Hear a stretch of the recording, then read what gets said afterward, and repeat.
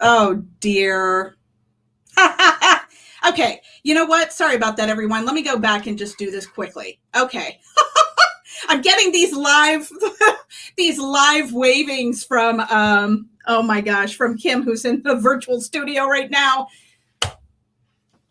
Pardon me. Let me start over. Hi, everybody. Welcome. Welcome, welcome, welcome to Focus On with the Alexander Valley Film Society.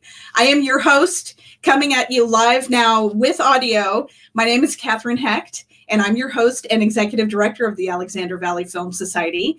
And with me today in the studio is local filmmaker Kim Carroll. We're going to be using the film The Horse Boy, for which Kim composed the music, to explore Kim's career and his many talents. We don't have enough time to cover all of them, but we're at least going to dig in a little bit. So before we begin, let's take a moment and just thank today's sponsors. The broadcast today is presented by Alain Martin Pierre and Johnny Drake, your compass in a complex real estate market. Founding sponsors Ron and Jane Pavelka of Pavelka and Associates, and Healdsburg Hospital, providing quality healthcare to Healdsburg, Windsor, Geyserville, Cloverdale, Sebastopol, and Bodega. Now, we get to offer this series regularly on Sundays at 2 p.m. and occasionally during the week when the moment is right, but we can't do it without the help of our donors and sponsors. This remains a complimentary program to anybody who can see and hear us, and we've been welcoming visitors from around the world for this series. So if you care about this program, you like the range of guests that we meet and the depths of the ideas that we're exploring, please consider making a donation today. You can go straight to our website, avfilmsociety.org. That's avfilmsociety.org, which is still up on the screen. And now, without further ado, please welcome to the studio, Kim Carroll. Kim, come on in, and you are live and mic'd. Okay, I suppose that we should make sure you can hear me first, right? Yes. Wow, good to see you, and thanks for having me here. It is so good to see you, and thank you for trying to flag me down. I was actually reading from some pre-show notes. No, it's all good. For a second, I was like, oh, okay, maybe everyone else can hear you, and it's just me because I'm in this holding space. So I was like, oh, okay, I'll let you go. The magic of showbiz. Oh, wow. It is so good to have you here. So you're calling in or appearing with us from Healdsburg today, right?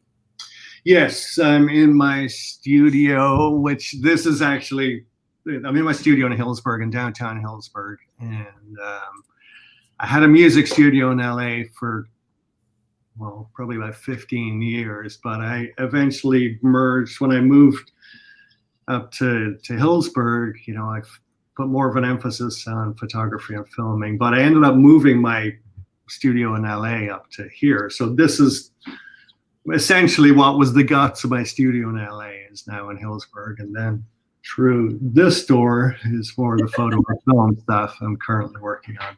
Yeah. So hi. And yeah, I know. And it's backwards on this particular screen. Yeah. I realize pointing is still the same though. So let's jump into The Horse Boy, which I was telling Kim before we started today. This was the first time I had seen this film, and I'm so glad I had occasion to see it. It really touches on some beautiful,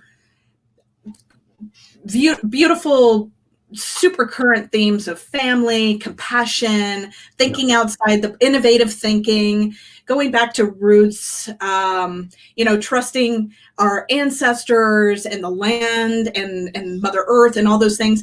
And it's interesting. The first thing I noticed was what I know of you now is I know that you do a lot of travel and nature photography. And I was really struck at how much that centered in the film.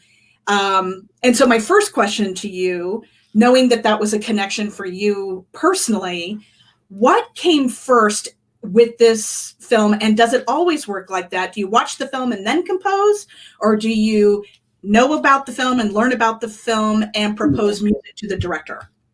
Yeah, no, good question. And it's actually, the answer is a little bit different for documentaries than it is for dramatic features. So just to explain the difference in that, generally speaking, when you have a dramatic feature, they have what it would be called picture lock, which is basically, it turns out there never is full picture lock because there's always a final edit. So it never really gets fully locked. But generally speaking, in dramatic features, they have what is called picture lock. And so there is nothing that is going to change in the edit by the time they give the music to a composer. And so what happens in that scenario is it is kind of, I equate it with architecture in the sense you're given parameters of what you need to create within, but within those confines, you need to create something that I utilize, like it's something that has purpose and poetry. So if you're missing one, you can't have one without the other or it won't work. So you can have this great piece of music, but it's not applicable for this film, or you could have something that works within the confines of that and it doesn't really say anything. So you kind of have to, but you kind of have to have elements of both that work really well in that scenario. So in documentary films, it's kind of the opposite of picture lock. They generally have, they generally are editing, the whole way through your scoring process, and quite often in documentaries, they're editing to the music you're currently writing. So it's very different in that regard. So in The Horseboy, I mean, I have to acknowledge first, this was something that I did with a phenomenal musician, composer in her own right, Lily Hayden. She was the one who brought the project to me. And it was in a very early stage of an edit when it was brought to us. And so to me, it was, a lot of the time when you're writing music, sometimes you have an idea of what you think the film is, and then you see the film is a lot different. But generally, I start conceptualizing what I imagine it might be the minute I'm brought onto a project. So in this scenario, I knew the parameters were Mongolia. Oh my God. Cat attack. All right. Please continue. Infomercial. Yeah, really. Yeah, I knew some of the elements involved, so we started writing with the parameters we knew, and the director was very keen for us to just start throwing stuff his direction to kind of, oftentimes in documentaries too, the director's trying to find cohesion in the storyline, and so sometimes that comes through music. Totally.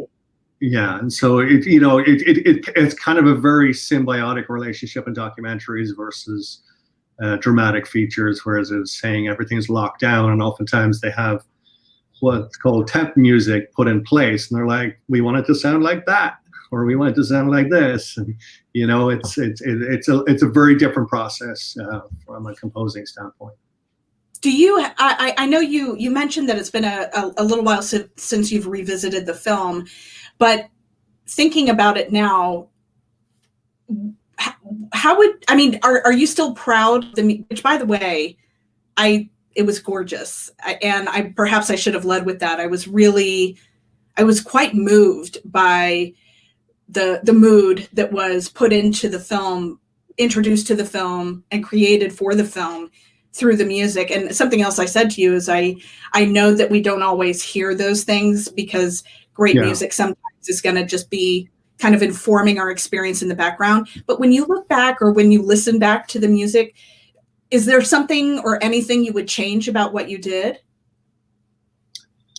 That's hard to do in retrospect, but it's kind of interesting because like you mentioned, that it's been a while ago at this point, but there are occasions, I'll get up for breakfast and then having my coffee, and I'm hearing this music in the background. I was like, this sounds really familiar. And Josie will have put the soundtrack on or something for one of the scores I've done. She'll there's a few on like Google or some of the other streaming platforms, and it'll be just playing in the background. I was like, wait, why does that sound vaguely familiar? So that's about the extent. So I can't say about what I would do differently.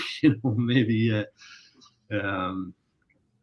I don't know. I suppose if everybody had an opportunity to rescore, redirect, or re-edit a film, in hindsight, they would be probably very different and not necessarily better. So Yeah. So can you tell us about that? So you were a Sundance Fellow in 2008? Or wow, good question. 2009, I believe. Wait, okay. 2010. I'm not sure. One of the two. But you were connected with Sundance before, during, and after this film, correct? Okay, so The Horse Boy ended up at Sundance, and no, that was the impetus for my fellowship, because I was introduced to it. Yeah, at Sundance there, I had met a lot of the Sundance folk, and it was the next summer following that I did my Sundance fellowship. And then I went back the next year and performed then for opening night. So it was kind of I suppose, an ongoing Sundance relationship over a few years, Wait, hold up. You performed opening night for Sundance? What does that mean? Well, in 2010, they started a program called Artists at the Table. Okay. And this was the first year they were running it. And so it's kind of, there's a lot of funny stories to go along with this. But basically, it was they were hosting what was a sponsored dinner and performance with artists at the table. And oddly enough, the year I performed was the first year, and I was one of the artists, and Lily was one of the artists, and actually one of the other artists was the director of Little Big Fires, who just passed away. And there was, there was a whole slew of different folk, and each were assigned a table of 8 to 10 people that people were paying $1,500 a head to have dinner at. So unbeknownst to us, we didn't realize that we were actually part of Artists at the Table. So there was a group formed.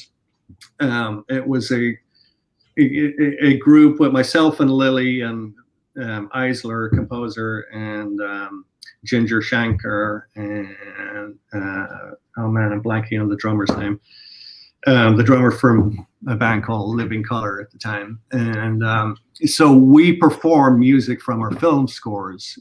We all performed about 4 pieces from our scores during this night. And it was a phenomenal night, but that was the opening night event. And it was highly successful for them. They continued it every year. It was a really fun night. And oddly enough, Lambert Bridge was one of the sponsors of that night I performed. Oh my God! Yeah, I didn't even know this at the time. I'd never been to Healdsburg. That's amazing. So so here you are. It's like I suddenly just had this vision of you, like you've made it to the White House of film, right? So you're at Sundance and you're having this experience, and I mean, were you always a confident kid when it came to music, and one thing led to another, or how did that manifest in getting into the film world? That sounds like a few different questions in one. Yeah. Let me see if I can answer. I don't believe I ever was a confident kid. I think I was good at convincing other people. I may have been convincing, but I think this comes with, I grew up in Ireland, and malarkey is a big part of everything to get things done. So I think I learned how to work that to get forwards, I suppose. And I'm sorry to interrupt, but I think maybe confidence is the wrong word. A surety in the music, because the music speaks for itself. Obviously, there is a person behind the music who's composing the music. So where as a kid, when was it as a kid that you started to get that germ of this is how I want to express myself? Yeah, no, good question. Okay, so probably I had a more unorthodox upbringing, so to speak. So I was at boarding school at the age of 9. And I'd always been interested in music, but I recall, probably coinciding with me being sent off to boarding school, I started writing my own music. And so, it probably made absolutely no sense then, but it did to me. And it was an outlet for me, I suppose, at that point. Yeah. And so I'd always had that, but, when it came to, so that would have been the initial spark. And I suppose there were a lot of stepping stones that kind of led me down the path to scoring and music as a profession. And one of those was the next boarding school I went to after that. There was an organist who was a renowned organist, and he performed in the church there. And for whatever reason, he's now a monk, but he wasn't at the time. But I don't think he probably would have been allowed to become a monk if they knew what had happened with what he did music and during mass. He would sneak in like film score music during. I went to a Benedictine monastery, so I had to go to mass a lot. But during the middle of mass, I'd hear like the theme from Star Wars, or I'd hear the theme from one of Ennio Morricone's films, or something would pop up, and he would sneak him in because he was my music teacher at the time, and he'd go, "Did you catch that one?" I was like, "That was epic." So it got me, that was going to church had a whole other meaning for me. So he played a role. So he played a role in opening up film scores in a way that I hadn't really looked at beyond the film. And then, I suppose when I got to Hollywood at 17, I started in music there.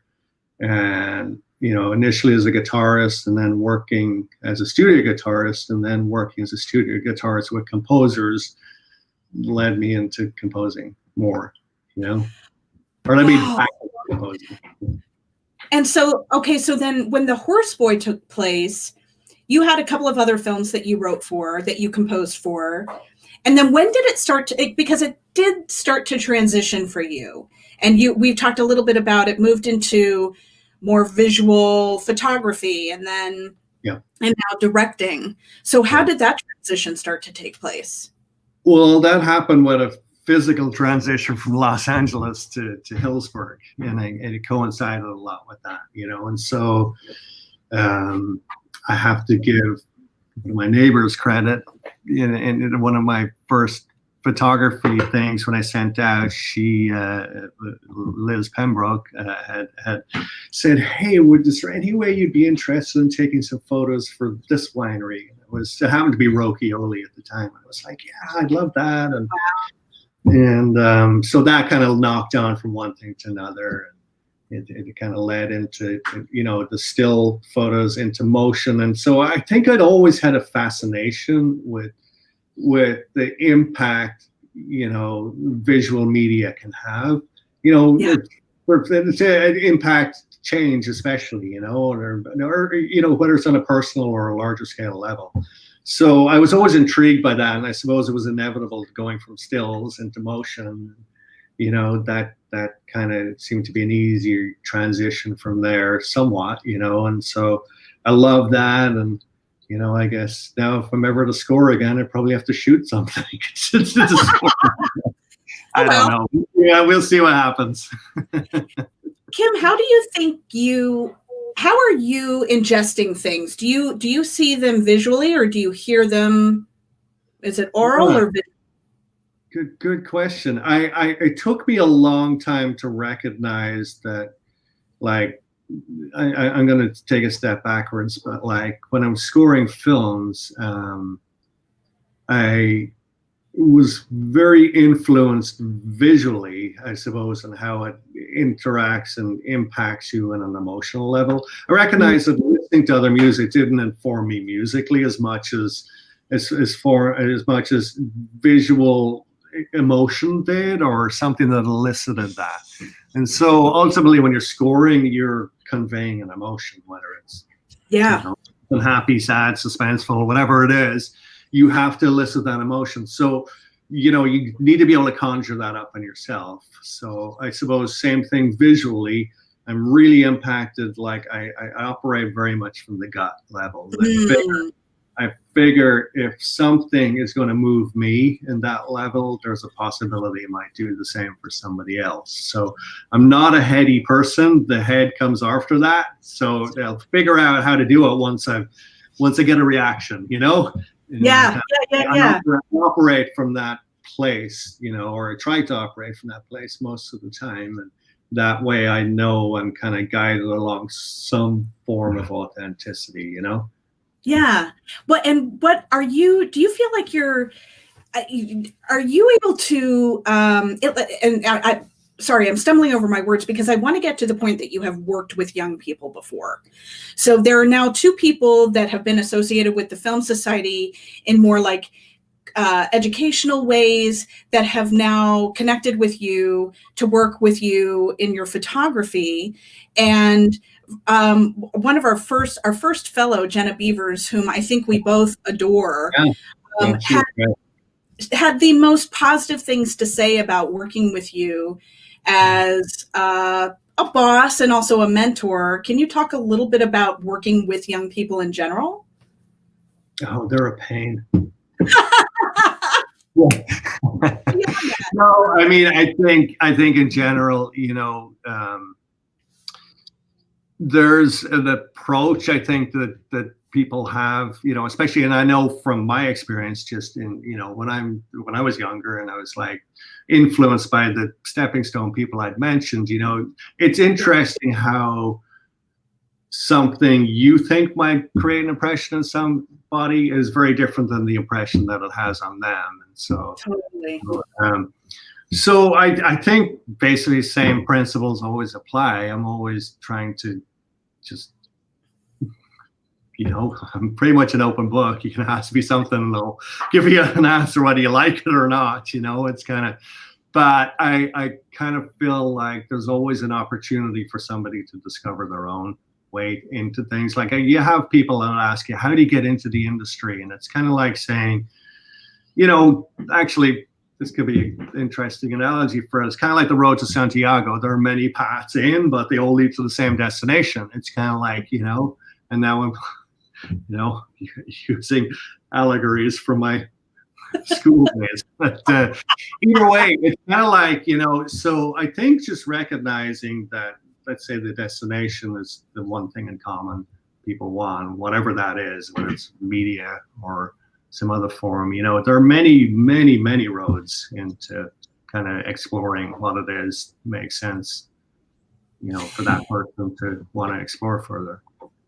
Yeah. And then you do an awful, well, not an awful, I was going to say you do an awful lot of traveling, but I know that has changed for the time being. Pre-COVID, what was the thrust of your work like with travel photography and travel and destination storytelling? Or is there a different way of talking about that? Well, let me understand the question. You're asking just about, you know, travel and photography and filmmaking or what have you, and what role it played? Yeah, well, like what were you working on pre-COVID, and what, and I assumed, perhaps I'm wrong, but I assumed there was a tie-in to travel or destination storytelling or something in there. Yeah, I have done a few shoots in Mexico and Antigua, Park City, ended up back there. And Phoenix, and I suppose, yeah, I love traveling, and I love traveling and shooting and trying to, it's kind of the same approach. Like, let's say in Cabo, I was down there to create a microfilm in a very kind of aspirational lifestyle way, along with still photography, and then some very technical mapping photography stuff and drone and aerial imagery.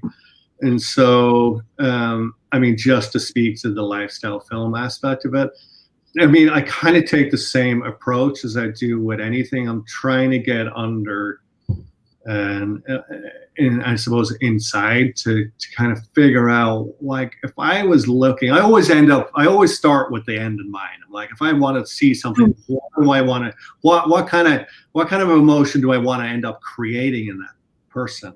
and I try and retro do that based around what I think might impact me. You know, I suppose anybody with an artistic bent to what they do is always giving an opinion, but I always try and do it like, what is it moves me, and how would I, you know, I suppose, you know, impact somebody else. What about the photography that you did during the fires up here? Oh, the fires in 2017, I was hired by a German newspaper. So I'm a member of the National Press Photography Association. And I got this call at like 7 in the morning going, you know, are you available to head out in an hour for a shoot? And I looked at Joe, and I was like, no. And she's like, yeah, I'll do it. She's a good instigator. It was for this German magazine called Bild, and I was assigned a journalist, and we were to go to the front lines of the fires and document what was happening, and he had to do a live reporting for one of it, but it was pretty much getting into all of these places that most people are getting out of. And you know, there's just to preface this, I do not have a lot of experience in, you know, fire photography. Kent Porter, who is a photographer here locally, is an absolute expert in this field, and he takes some phenomenal shots, specifically of fires. You know, he has training in that department too. But either way, just to not, you know, totally make it sound like I knew what I was doing. It wasn't. I generally headed straight for the fires, and with the press pass, they let you across the lines and what have you. So that was pretty much my involvement with that. Yeah, I mean, so that I will never forget. I will never forget those photos. And incidentally, you and Josie is Kim's better half, if we're going to be honest. Yeah. She is such a love, and I believe you and Josie are friends with Scott Keneally. Is that correct? Yeah, we know Scott. Yeah, Scott's a good guy. Yeah, he's a good guy, and we were talking. He was one of the first interviews that we did for this series, and he was so profoundly affected by the fires, and just had a really powerful experience about how it was going to inform him as a father and as an artist and a filmmaker and storyteller and all that stuff. And we do have this unique lens that we share from this experience of our community, having gone through multiple things like that. And now you've had the opportunity to make it a part of your artwork. Are there things that have changed for you because of that? Or do you have any kind of sense of a different perspective that you have for the community because of that? Well, I definitely feel like our masks now have a dual purpose.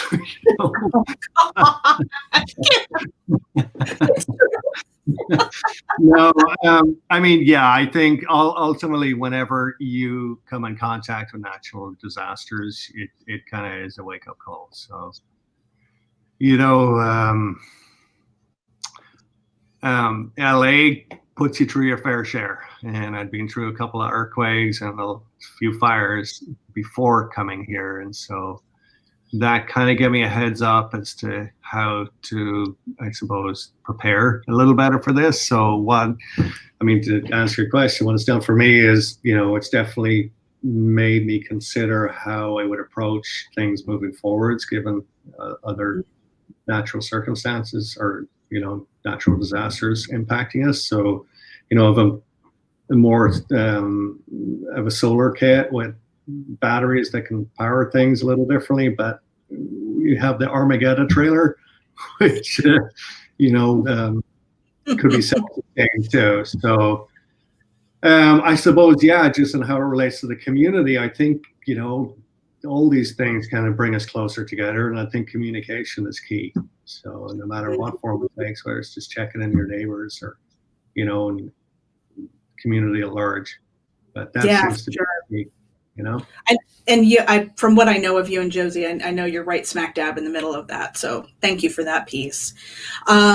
So kind of rounding out our conversation here, I want to go now where we are and where you're headed as an artist. How has COVID derailed plans? How has it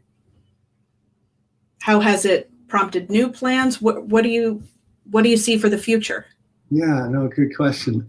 Well, I think COVID has probably derailed everyone's plans at this point. You know, I don't know anybody who said, no, I was totally prepared for this.